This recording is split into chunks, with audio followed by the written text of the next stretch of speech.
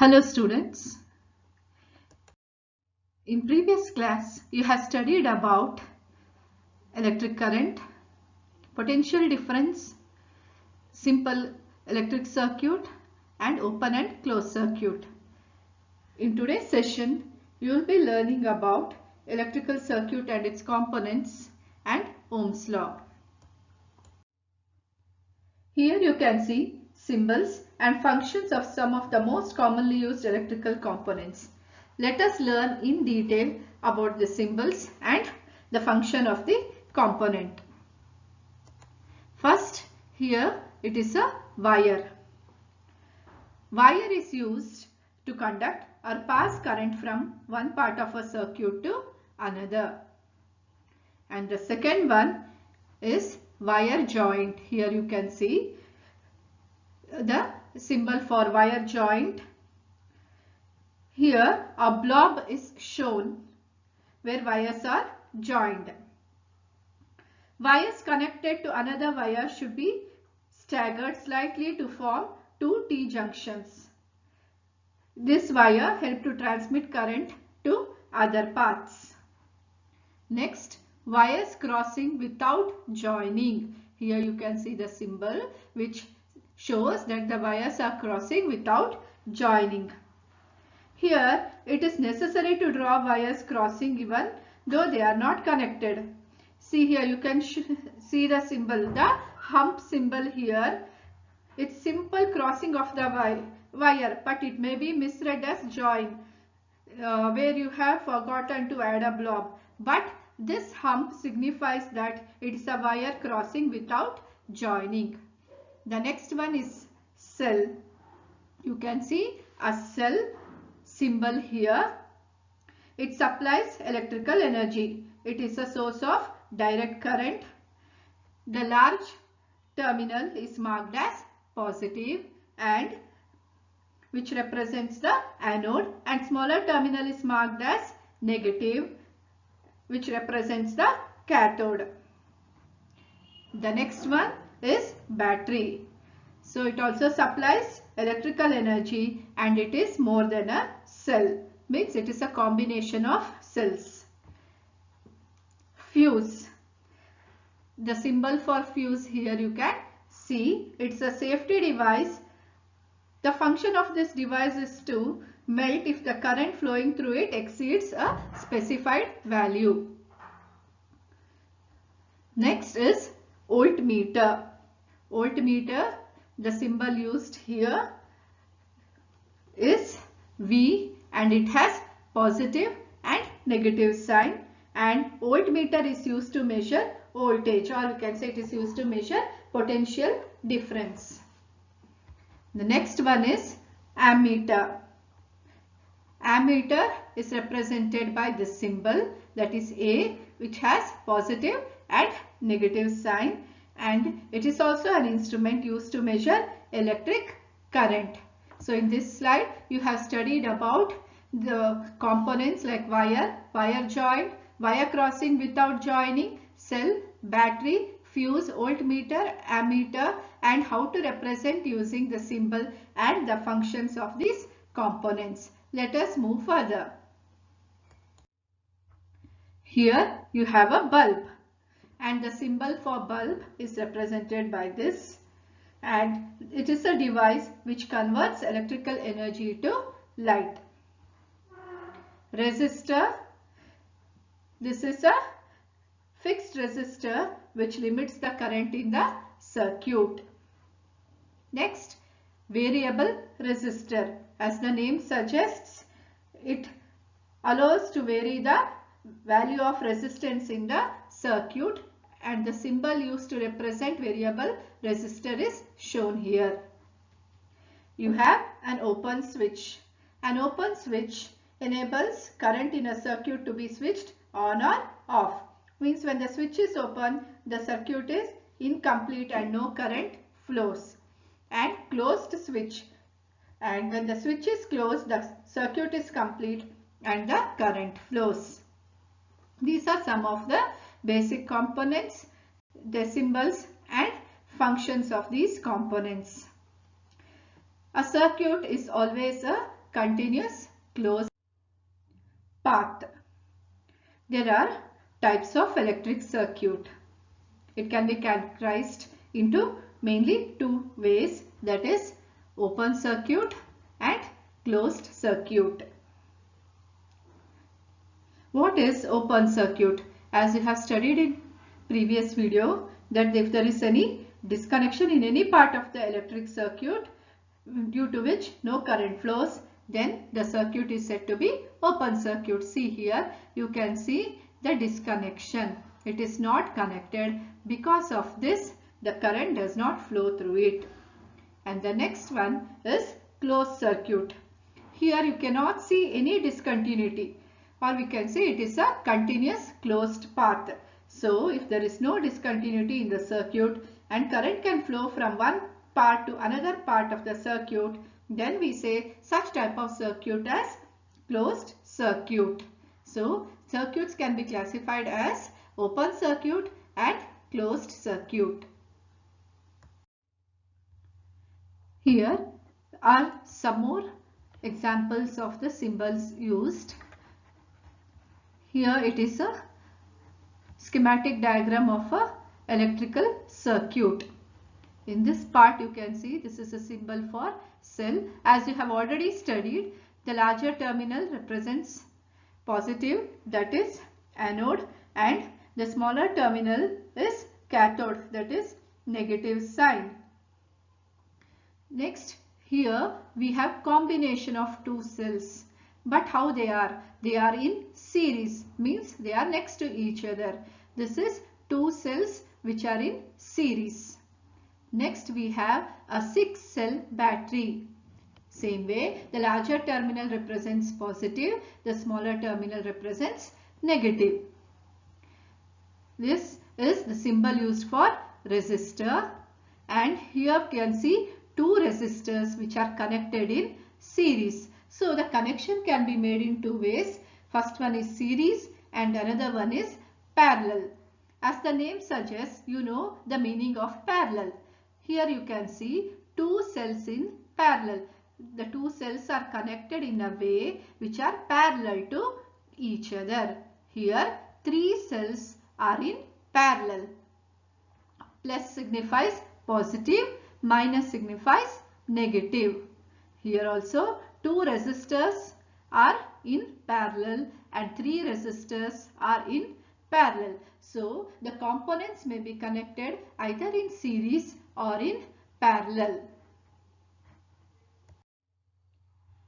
George Simon Ohm, a German physicist, in 1826 studied the relationship between electric current and potential difference across the ends of a conductor. The relation between electric current and potential difference is known as Ohm's law. So let us study about Ohm's law. So how the electric current and potential difference are related to each other is shown in Ohm's law. And Ohm's law, it states that the electric current flowing in a conductor is directly proportional to potential difference between its ends, provided its temperature remains constant. So mathematically it can be stated as electric current I is directly proportional to potential difference V, or I is proportional to V, or V is proportional to I. We can say as V by I is equal to a constant. Here the constant is R, and this R is called as resistance of the conductor. R is known as the constant of proportionality, known as the resistance of conductor. Therefore, the Ohm's law can be stated as ratio of potential difference across the ends of a conductor to the current flowing through it remains constant if temperature and other physical conditions of the conductor remains the same.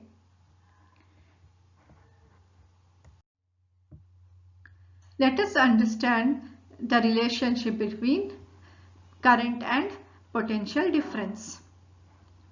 Set up the circuit as shown in the circuit diagram. Here you can see a circuit diagram. First use one cell and note the current and potential difference reading in voltmeter and ammeter across the wire AB. Repeat it by using 2 cells, 3 cells and 4 cells, and note the readings in ammeter and voltmeter. As the readings are noted, then we have to plot a graph between the current and potential difference. Here you can see the graph. So what can we see? How the graph will be? We can see a straight line. So what does this straight line signify? It shows that current flowing through a conductor is directly proportional to the potential difference across its end. That is, I is directly proportional to V, or V is directly proportional to I. This is nothing but the Ohm's law. Here R is called as constant, which is known as resistance of the conductor. This activity is used to verify Ohm's law. A conductor for which voltage current, that is VI graph, is a straight line, or a conductor which obeys Ohm's law is called ohmic conductor. You can see the graph here is a straight line and this conductor obeys Ohm's law. So which are the conductors which obeys Ohm's law are all metals like copper, silver, aluminium, iron, etc. But there must be no change in temperature.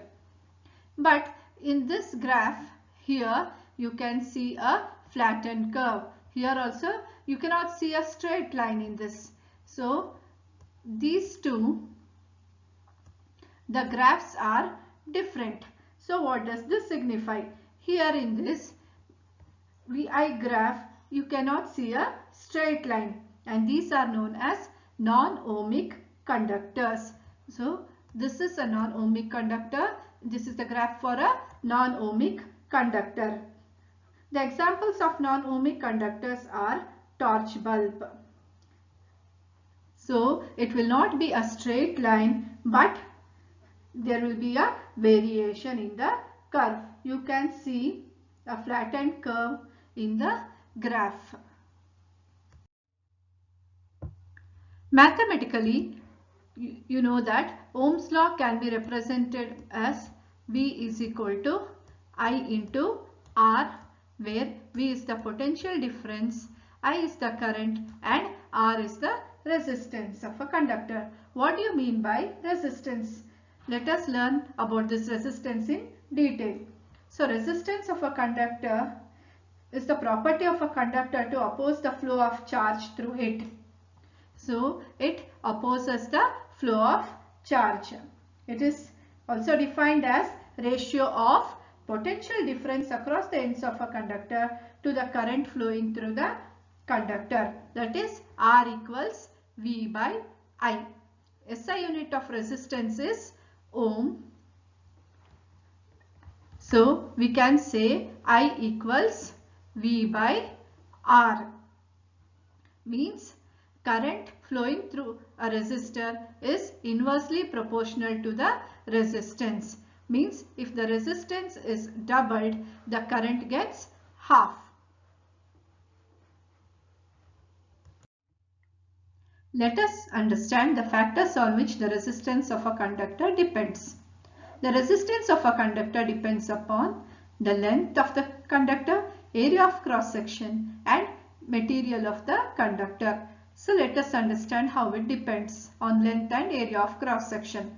The resistance of a conductor is directly proportional to L, and the resistance of conductor is inversely proportional to area of cross section. So let us call this as equation 1 and this as equation 2. Combining these two relations, that is equation 1 and equation 2, we get R is equal to rho into L by A. Here rho is known as the constant of proportionality, known as the resistivity of the conductor. Here rho is constant of proportionality and the SI unit of resistivity is ohm meter. Let us solve few numericals. Before solving numericals, let us again recap the formulae that you have learnt in this session. V equals I into R. You know V is the potential difference, I is current and R is resistance. And R is equal to rho into L by A. Here unit of V is volt, unit of I is ampere, unit of R is ohms, unit of rho is ohm meter, unit of L is meter and unit of area, that is A here, is meter square. First numerical. A heater of resistance 50 ohm is connected to 220 volt line. How much current will this heater draw? This is a very simple problem. It's a direct problem where resistance is given, that is 50 ohm, and V, that is the potential difference, is given, it's 220 volt. We need to calculate current. From Ohm's law, we know that V equals I into R, or I equals V by R. Substitute the value of V and R in this equation. Here V equals 220, R is 50. When we cancel this 0 and here this 0, we get 22 by 5, which is equal to 4.4 ampere. Next problem. Calculate the resistance of a conductor if the current flowing through it is 0.2 ampere when the applied potential difference is 0.8 volt. As usual, first we will list out the things which are given. The data given here is current, which is equal to 0.2 ampere, and then potential difference, that is V, which is equal to 0.8 volt. So what is the thing we have to calculate? Here we have to calculate resistance. From Ohm's law, we know that V equals I into R, or can we say R equals V by I? So here we will substitute the value of V and I in this equation. We know V equals 0.8, I equals 0.2. So it will be 4 ohm. We have a copper wire of resistance R. This wire is pulled so that its length is doubled. Find the new resistance of the wire in terms of its original resistance. Here the data given is, it's a copper wire of resistance R and the wire is pulled, so its length is doubled. We need to find the new resistance with respect to its original resistance. We know that R equals rho into L by A. When the wire is pulled, the length increases, but the area of the cross section decreases. Here the volume of the wire remains same. So we can say V equals A into L, or A equals V by L. When we substitute A equals V by L in this equation, we will get R equals rho into L square by V, as we have substituted here A equals V by L. Therefore, R equals rho into L square by V, because we have substituted there A equals V by L. Now, after substituting A equals V by L, what happens to the new length? Here the wire is pulled, so length is doubled. So here we will get the new length as L dash equals 2L. What happens to its new resistance? R dash equals rho into 2L, because length is doubled, the whole square, by V. We will get 4 into rho L square by V. We already have come up with this equation where R equals rho into L square by V. So rho into L square by V is substituted as R. Therefore, R dash equals 4 times R, or the new resistance of the wire is 4 times its original resistance. A cylinder of a material is 10 cm long and has a cross section of 2 cm square. If its resistance along the length be 20 ohms, what will be its resistivity? Now let us consider the data. 10 cm long, so this becomes L. Length is 10 cm. Cross section of 2 cm square. So 2 cm square is area. If its resistance along the length be 20 ohms, if this is R, what we need to calculate? We need to calculate resistivity, that is rho. So we have listed out what are the things given and what is the thing that we have to calculate. We need to calculate rho. We know the equation R equals rho into L by A. We need rho. Rho equals R into A by L. We know the value of R. We know the value of A. We know the value of L. On substituting, we get 20 into 2 by 10. That is 10 ones and 10 twos are 20. Therefore, 2 into 2, 4 ohm centimeter. Here it is in centimeter. As you have already known that the SI unit is in meter, we will convert centimeter to meter, which will be equal to 0.04 ohm meter. A wire is 1 meter long, 0.2 millimeter diameter and has a resistance of 10 ohms. Calculate the resistivity of its material. We need to calculate rho. The thing given are length, which is equal to 1 meter, diameter is 0.2 millimeter. When we convert it into meter, it becomes 2 into 10 to the power of minus 4 meter. And we know the value of R, that is 10 ohms. To calculate resistivity, we apply R equals rho into L by A, where rho equals R into A by L. Here we know it is area. Area of diameter, when it is given, we take it as circle. So area is given by A equals pi R square. We know diameter. We already know radius is half of diameter. So what we will do? We will do d by 2 whole square, which becomes R square, because R is nothing but half of diameter. Therefore, area equals 3.14 into 4 into 10 to the power of minus 8 by 4. Area equals 3.14. 4 and 4 gets cancelled. So it will be 3.14 into 10 to the power of minus 8 meter square. We will apply the value of A in this formula, that is rho equals R into A by L. Therefore, rho equals R is 10 ohms.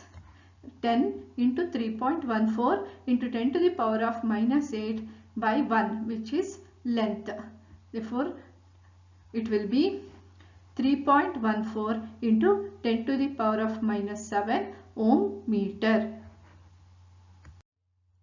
In this session, you learnt about the components and the symbols used in circuits and Ohm's law, resistance and resistivity, and solve few numericals based on this.